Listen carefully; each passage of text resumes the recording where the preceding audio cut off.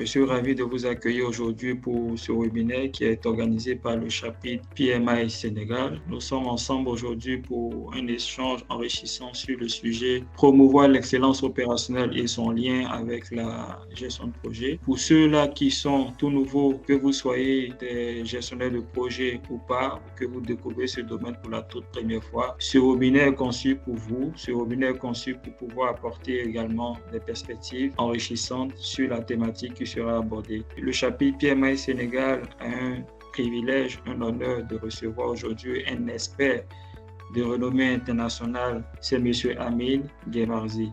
C'est un consultant formateur, expert, certifié Master Black Belt en ligne Six Sigma. Il est également certifié KPI professionnel. Donc, merci à toutes et à tous. Et sur ce, je donne la parole à M. Amine Gemarzi. Excellent webinaire. Merci Michael. Bonjour à tous. Bonjour. Donc, bienvenue à ce webinaire en Lean Six Sigma, le lien entre le Lean Six Sigma et le project management. Donc, je m'appelle Amine Gemarzi. Donc, je vais commencer à présenter l'agenda. Donc, une présentation, une définition tout d'abord sur c'est quoi le Lean, c'est quoi le Six Sigma. Et après, on va voir donc les outils en commun entre le Lean Six Sigma et le PMP. Donc, on va essayer de décrypter ce lien. Alors, après, on va parler également donc de la méthodologie des MAIC du Lean Six Sigma. Et puis après, donc, les rôles et responsabilités au sein de Lean Six Sigma et un benchmarking avec les rôles et responsabilités comme définis par le PMO. On va commencer un peu à expliquer un peu les définitions de Lean Six Sigma et PMP. Donc, je commence par le Lean Six Sigma.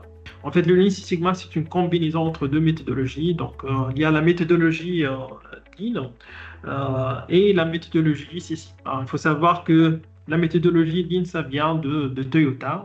L'origine du Lean, c'est Toyota Production System. Et l'origine de Six Sigma, c'est américain, c'est Motorola. L'objectif, en fait, du Lean Six Sigma, c'est l'amélioration des process. Et donc, si on commence par le Lean, c'est une méthodologie qui vise donc essentiellement à améliorer les process selon une philosophie d'amélioration continue qui se repose sur une boîte à outils Lean Six Sigma.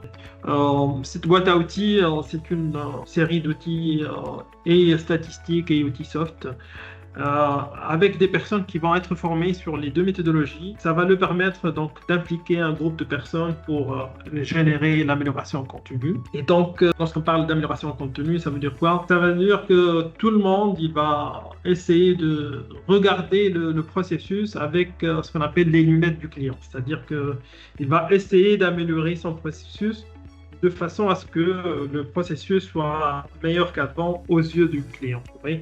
Et donc, c'est le principe d'amélioration continue, ou bien en anglais, continuous improvement. On va parler donc d'amélioration continue. Le but final, c'est quoi? C'est vraiment d'améliorer la satisfaction client, parce que c'est les clients qui payent les factures à la fin du compte. Donc voilà. Et réduire les coûts, et éventuellement, ça se fait par le biais de quoi? Par l'amélioration des flux, des process. Et pour donc le Six Sigma, l'idée, c'est d'essayer de réduire la variation des processus. Pourquoi je dis ça? Parce que la variation, c'est quelque chose que le client déteste et on ne veut pas avoir de la variation. Je prends un exemple simple, donc je vais essayer de simplifier les choses. Donc imaginez que vous allez recevoir un colis de la poste. Donc généralement, que les livraisons arrivent dans 2 jours. Donc 2 jours, ça veut dire quoi? En moyenne, c'est 48 heures. Ça veut dire entre, on va dire, 30 heures et 75 heures. Parfois, ça arrive dans 30 heures. Parfois, ça arrive dans 80 heures. Ça, c'est quoi? C'est ce qu'on appelle la variation. Et le client, bien sûr, ne supporte pas la variation. Et Six Sigma, là, elle vient comme une méthodologie de variation de façon, par exemple, dans ce cas-là, parce que les colis arrivent entre 46 heures et 50 heures. D'accord? Donc, il n'y a pas une grande variation. C'est pas entre 30 heures et 80 heures. Non, mais on va réduire la variation. Ça, ce que fait le Six Sigma. Un peu la différence entre le Lean Six Sigma, c'est essayer de combiner les deux parce qu'il y a des points forts Lean, il y a des points forts Six Sigma. Et c'est pour cela que ces deux méthodologies ont été combinées. Et donc, vous voyez, donc la combinaison entre ces deux méthodologies, ça fait que on va améliorer et la qualité et les délais, donc le triangle d'or. PMP, donc PMP, tout le monde connaît c'est quoi le PMP, c'est une certification reconnue par le PMI. Donc le PMI, c'est lui qui décerne, on va dire, donc la certification PMP. C'est une accréditation de haut niveau destinée aux chefs de projet. Elle dresse une norme en quelque sorte qui encadre la capacité à gérer un projet. Vous voyez, donc c'est très important sur l'échelle internationale d'être certifié PMP parce que c'est une certification vraiment de très haute valeur ajoutée et ça demande la capacité à diriger des projets sans que ce soit lié à un secteur d'activité bien particulier. Donc aujourd'hui, le but c'est quoi?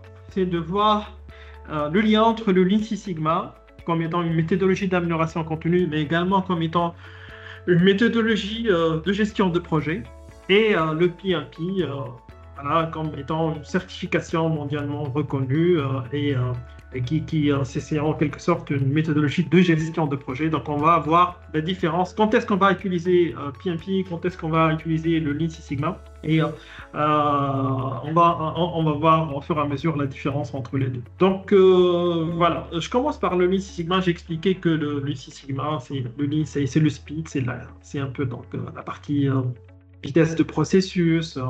Six Sigma, c'est la partie qualité. Donc, mais l'objectif, c'est quoi? L'objectif final, c'est ce qu'on appelle la satisfaction client. Donc, on veut réduire les coûts, on veut améliorer les qualités, on veut réduire donc les délais.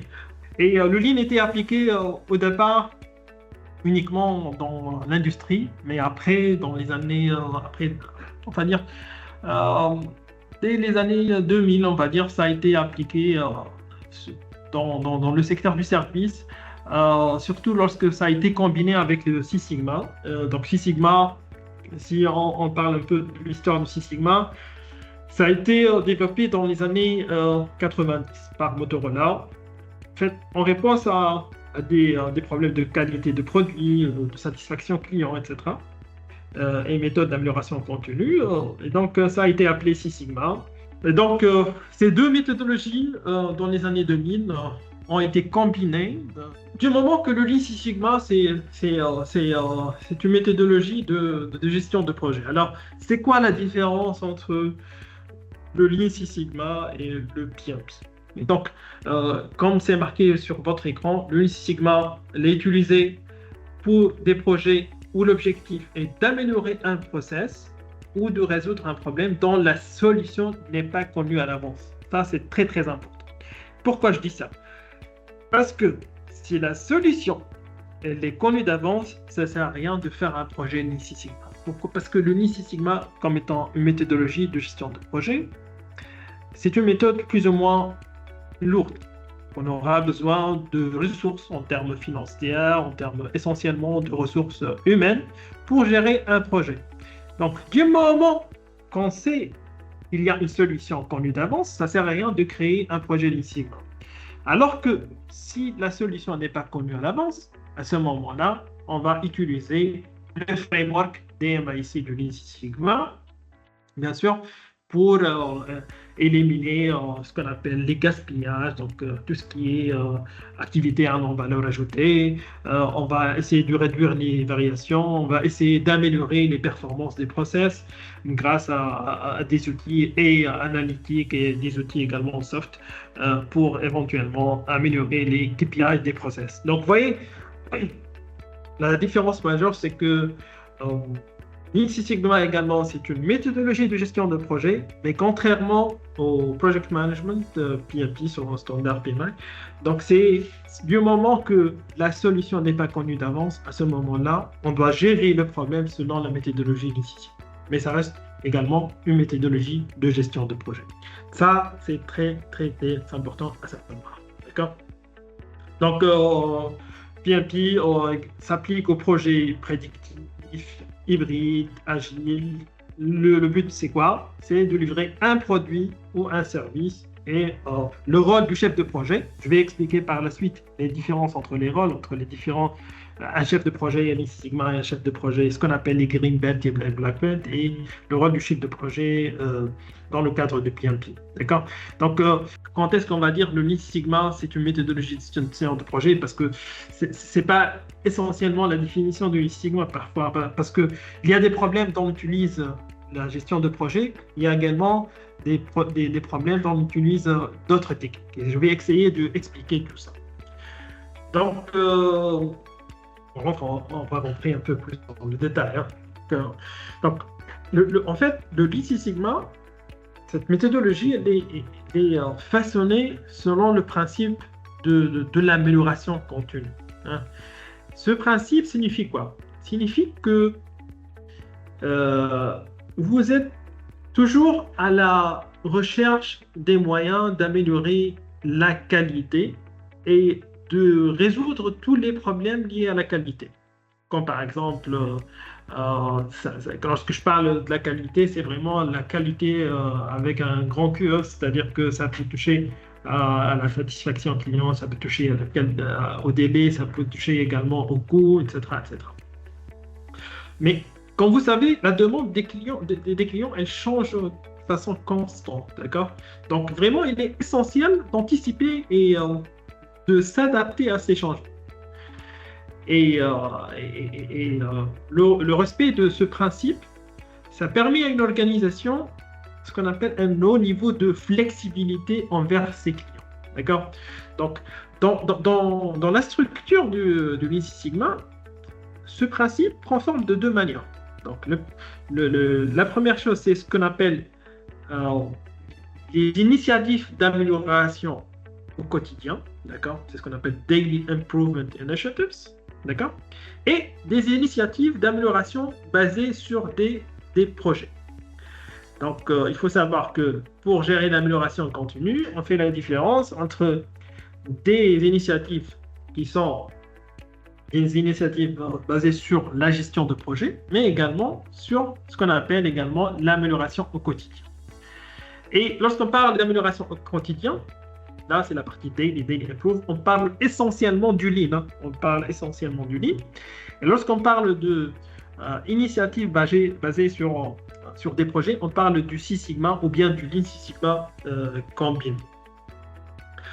Donc, alors, ces deux catégories, que ce soit Daily Improvement ou bien Project-Based Improvement, en fait, ils contiennent un large éventail de méthodes et d'outils de résolution de problèmes, comme par exemple donc, la cartographie de la chaîne de valeur, ce qu'on appelle la value stream mapping, comme l'AMDEC, analyse de mode de défaillance, comme par exemple, je sais pas, par exemple le 5S, le management visuel. Donc, il y a vraiment une panoplie d'outils. Hein. Et donc, dans ce contexte de Lean Six Sigma, l'amélioration continue signifie d'utiliser ces deux méthodologies et les outils associés pour améliorer régulièrement la qualité tout en cherchant toujours la perfection, ce qu'on appelle strive for the perfection en anglais, la recherche de la perfection. Donc vraiment le principe d'amélioration continue, hein, c'est un principe très très important dans le Lean Six Sigma. Et pour améliorer les process, donc en résumé, on peut utiliser soit des initiatives basées sur des projets ou bien des initiatives d'amélioration au quotidien. D'accord? J'ai dit que pour le Lean Six Sigma, il y a une panoplie d'outils qu'on peut utiliser. Comme vous voyez là, sur le framework dont j'ai parlé, dont j'ai cité, donc le DMAIC. Le DMAIC, ce sont Define, Measure, Analyze, Improve et Control. En français, c'est définir, mesurer, analyser, améliorer et contrôler. Alors, il faut savoir que ce framework, c'est un framework appliqué au projet Lean Six Sigma, ou bien Six Sigma tout court parfois. Et l'idée, c'est quoi? L'idée, c'est que avant de commencer à chercher les solutions, il va falloir vraiment définir le problème. Au début, on va essayer de définir le problème. Par le biais de quoi? Par le biais d'outils comme la charte du projet, d'accord? comme par exemple l'identification, ce qu'on appelle le voice of the customer. Donc, le voice of the customer. Donc l'idée c'est quoi? C'est de vraiment de satisfaire un client. Et un client, il peut être un client en interne, comme ça peut être un client en externe, les deux à la fois, d'accord? Et une fois qu'on a défini le client, on a fait la charte du projet, à ce moment-là, on va passer à l'étape mesure, qui consiste à quoi? Qui consiste à éventuellement déterminer la performance de base de notre process, tout en utilisant une panoplie d'idées, de mesurer la capacité du process, etc. Et suite à cela, on va passer à l'étape analyse pour analyser le process qu'on a défini.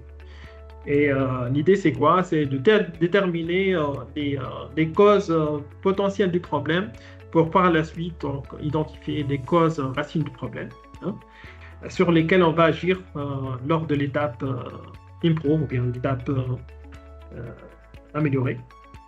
Donc à ce moment-là, on va sélectionner les idées sur la base de techniques qu'on va utiliser pour identifier les solutions. Une fois qu'on a identifié la solution possible, on va choisir la meilleure solution et on va faire un test pilote pour voir qu'est-ce que ça donne sur un périmètre bien défini. Après, on va faire ce qu'on appelle donc le déploiement sur grande échelle de la solution. Et à ce moment-là, on va contrôler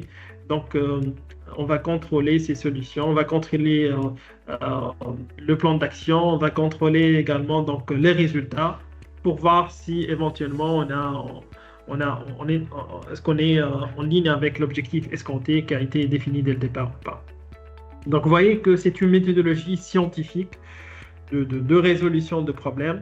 Et on rajoute à cela beaucoup d'outils soft, comme vous voyez sur l'écran. Donc là, vous savez qu'un chef de projet, il va gérer le projet, mais il va gérer une équipe également. Donc c'est pour cela qu'il doit être équipé d'outils comme comme par exemple le change management, la gestion de changement. Vous savez que le change management, c'est très important parce qu'il y aura toujours de la résistance au changement. Donc un chef de projet, il doit être équipé d'outils qui lui permettent donc d'accompagner cette résistance au changement et d'essayer de comprendre donc la résistance au changement pour passer d'une étape on va dire émotionnelle à une étape rationnelle pour trouver des solutions. Également le lean manufacturing ou bien le lean management. Il y a des principes lean, donc des principes lean à savoir l'identification de la valeur, également donc la création de flux, la recherche de la perfection. Et il y a pas mal d'outils qu'on utilise, des outils lean comme la value stream mapping, comme le process mapping, comme le tactile, comme le Kanban, le 5S, etc., qu'on utilise au fur et à mesure et tout au long du projet DMAIC ou bien parfois lors des initiatives d'amélioration au quotidien.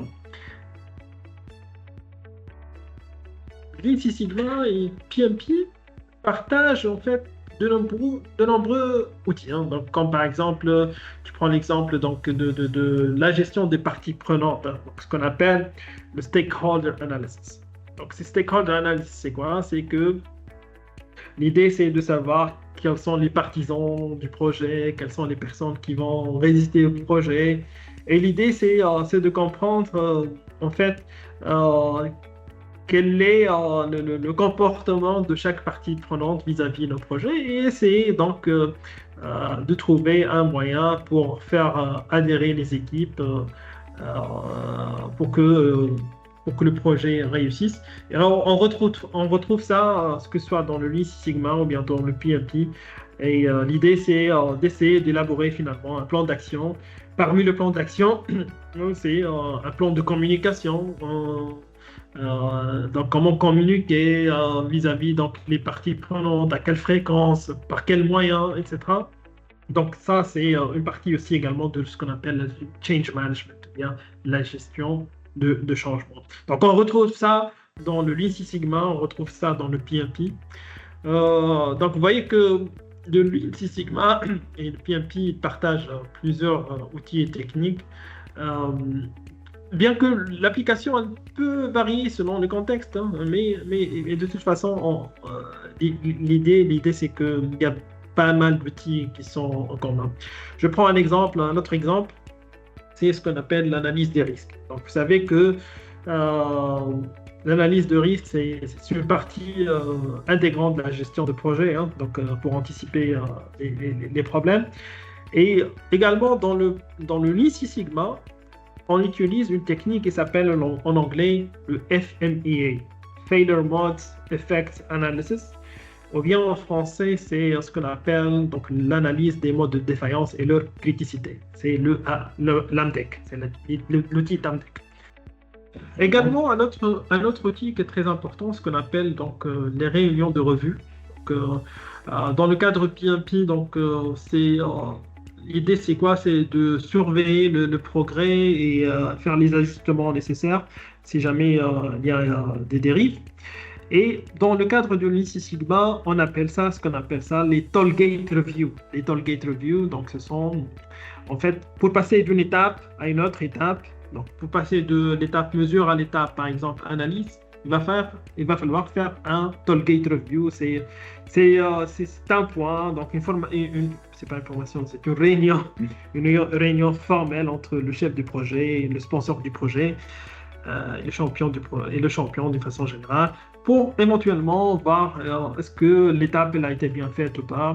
Et si jamais il y a des problèmes, on peut l'évoquer pour voir est-ce qu'on peut avancer ou pas, ou bien il va falloir donc, faire des actions pour remédier aux problèmes. Donc vous voyez que ces réunions, les réunions de revue, donc ça se fait dans le cadre du Lean Sigma ou bien dans le cadre de PMP. Donc, il y a pas mal d'outils qui sont en commun. D'autres outils, enfin, il y a pas mal. Donc, je ne vais pas citer tous les outils. Hein. Donc, il y a aussi ce qu'on appelle la matrice RASTI. Donc, on utilise dans le cadre du Lean Six Sigma ou bien dans le cadre de PMP. Également, il y a quelque chose de très important dans le Lean Sigma, ce qu'on appelle la voice of the customer. Donc, le voice of the customer, c'est la voix du client. Donc, pourquoi je dis que c'est très important? Parce que finalement, on fait un projet dans le but de satisfaire un client. Et pour satisfaire un client, il va falloir identifier donc identifier le besoin du client. Donc, on utilise plusieurs techniques pour cela. Dans ce qu'on appelle le modèle Kano, donc on peut utiliser des interviews, les surveys, etc. Et donc l'idée c'est quoi? C'est de définir les attentes des clients. Donc voilà. Et ça, on le retrouve que ce soit dans le PMP ou bien dans le Lean Six Sigma. Je peux donner un exemple concret, hein, question de comprendre un peu donc comment peut-on parfois intégrer la partie project management au projet Lean Six Sigma. D'accord?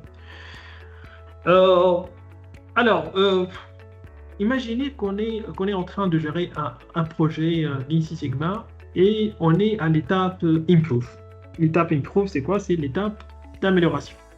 Donc, lors de l'étape d'amélioration, on doit effectuer un essai pilote pour tester l'efficacité des solutions. N'est-ce pas? Donc, le fait de réaliser un pilote, c'est un projet en soi. Oui. Et il est souvent préférable d'adopter une approche orientée projet pour tout ce qui est réalisation de pilote. Pourquoi? Parce que il y aura des changements à petite échelle qui seront effectués dans le process. Et dans la plupart des cas, ça affecte l'organisation. Donc, il est vraiment important de veiller à ce que le top management soit engagé. Et c'est pour cela qu'on dit qu'il va falloir intégrer le project management au projet du Lean Six Sigma. Ça, c'est un exemple qui est un exemple clair.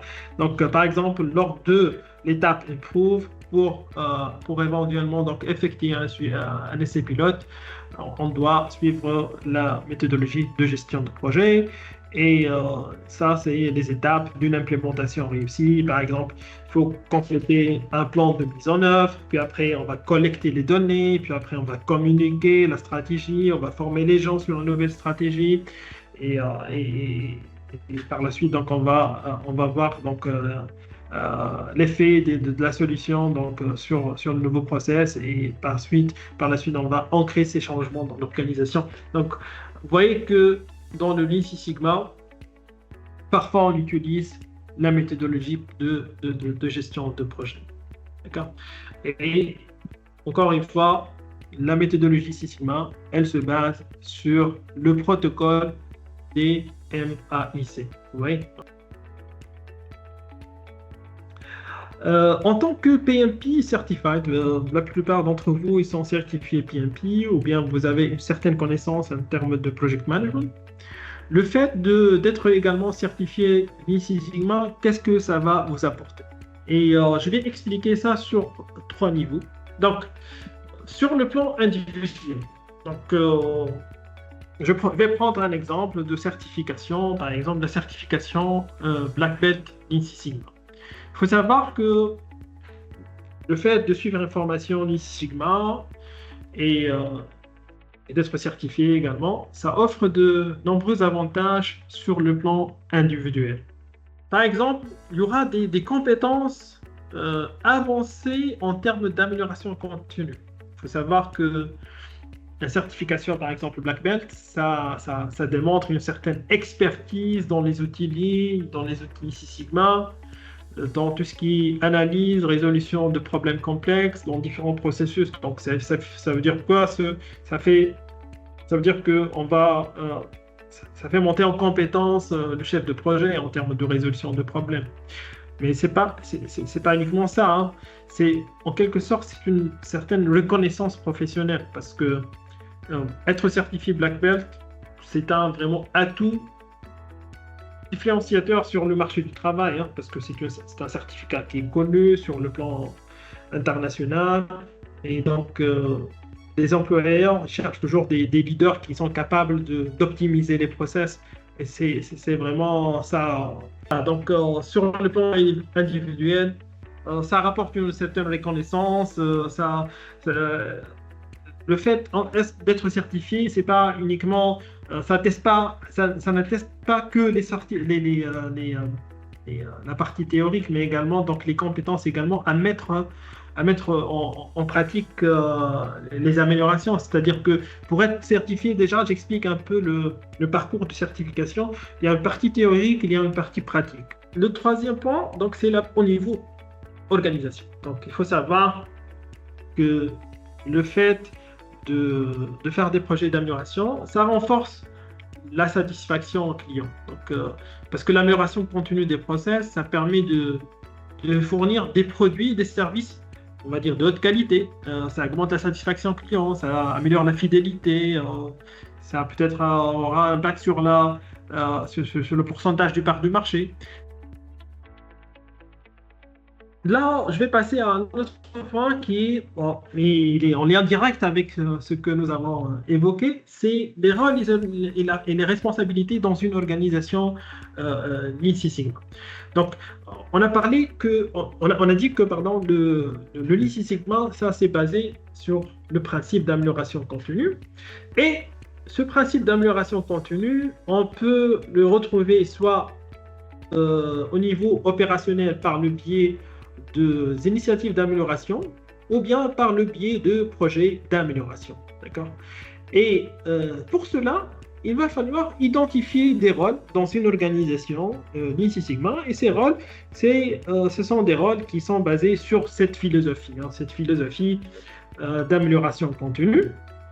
Et c'est ce qu'on va expliquer. D'accord? Donc, il y a pas mal de rôles dans une organisation Lean Six Sigma. Donc, si on parle de rôle Lean, il y a ce qu'on appelle le Lean Practitioner, le praticien Lean, le Lean Leader, les experts. Mais également, il y a aussi des rôles Lean Six Sigma. On parle de Belt, donc il y a le Belt, Green Belt, Black Belt et Master Black Belt. Mais également, il y a un rôle de sponsor, il y a un rôle de champion ou bien Deployment Manager également. Parfois, c'est la même chose. Parfois, dans quelques organisations, c'est un peu différent. Mais je vais essayer d'expliquer un peu ça. D'accord.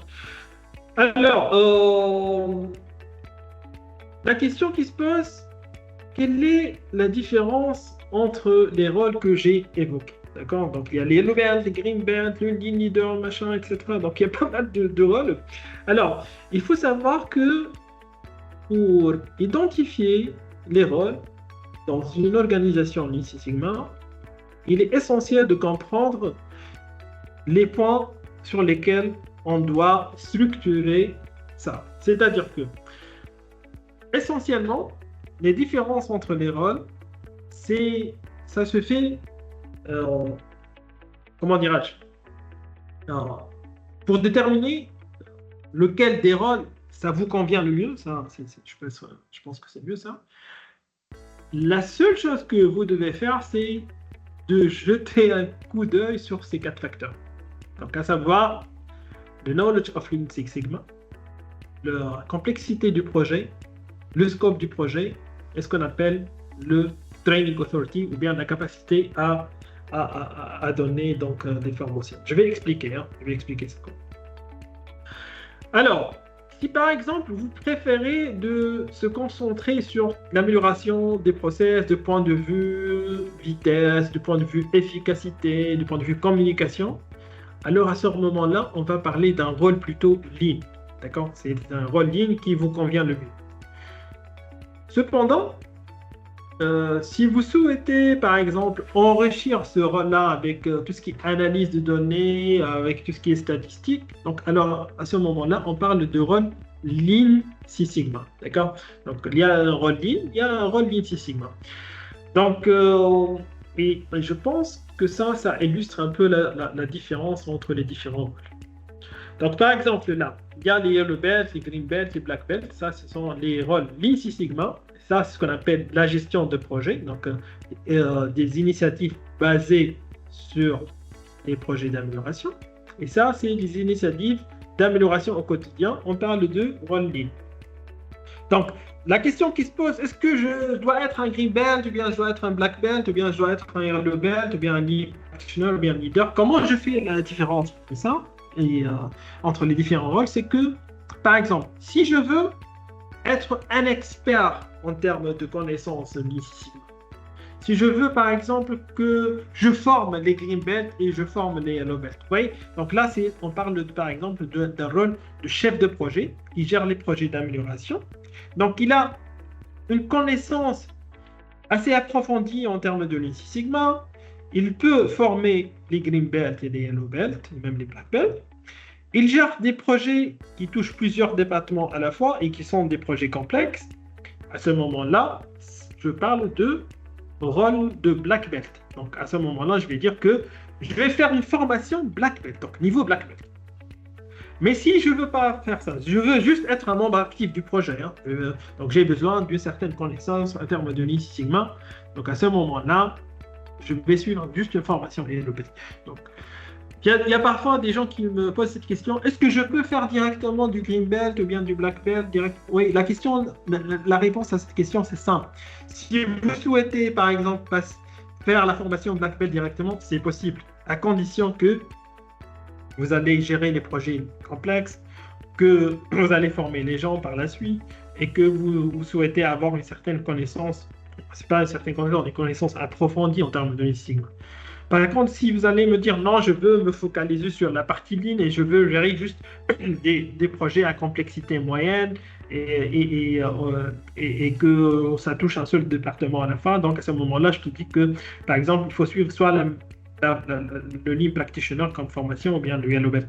Donc en résumé à tout ça, comment je peux identifier mon rôle dans une organisation? Ça dépend quoi? Ça dépend de ces 4 facteurs. Donc, si je veux vraiment gérer des projets complexes, c'est du black belt. Si je veux, par exemple, gérer des projets à complexité moyenne, c'est du green belt. Si je veux être un membre actif du projet, c'est du yellow belt. La même chose en termes d'initiative d'amélioration. Si je veux vraiment gérer une équipe d'amélioration, donc et j'ai une connaissance assez approfondie en termes de Lean, ça c'est du Lean Leader. Et si vous souhaitez donc juste gérer des projets à complexité, on va dire moyenne, on va dire, à ce moment-là, donc c'est un Lean Practitioner. Donc ça résume un peu donc les rôles et les responsabilités en termes de Lean Six Sigma.